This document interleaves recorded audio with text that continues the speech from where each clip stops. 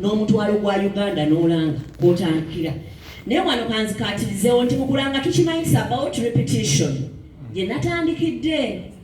Like we all know MTN, we all know Unilever products, right? We all know Coca-Cola and those other big brands, but they never stop to advertise. Twakula tulaba Kiwi, up to today Kiwi is still advertising. Kitegeeza nti mwe abakyali mu SMEs, trick eri it is repetition. Bwotandise okulanga tolanga lunaku lumu noddeka ne weebaka ate n'ogamba ebya digital tebikola. MTN eranga emeka waliwo ataakulabye waliwo waze okulanga amasowaani ng'esowaani zange namu naye tezinayatika naye nagenze nenfunamu omukolo bagenze okumva mu mukolo ng'egiraasi nyaza ati se sowaani 3 ziguze ebbakuli bazitwaliddemu emmere ba sisters tebazizizza nga option nnyina egigenda gwayo ku bintu birala. Kakitegeeza oba walanga lumu mu January n'obivaako kati nze ogenda kunsuba si kyekyo. Advertisement is about repetition. Ekintu kireete level ate digital yakikoze nti kisoboka. You can be in someone's mind every single week. N'otekayo ku Lwokusatu n'obaddamu ku Lwokusatu kubanga ku mutwalo si kyekyo. Omwezi okumala kuba otaddemu eno oba 8.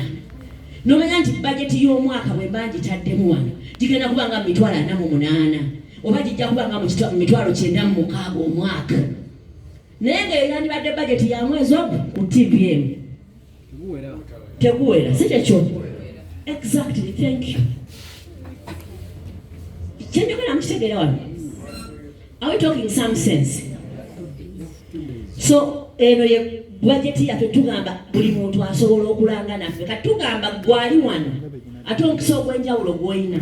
You have 15% commission on every advert you bring on board. Tulekeraawo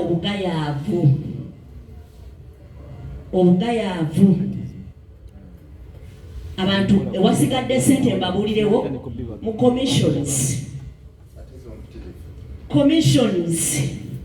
Nze sitolina nakyo ngamba ku commission.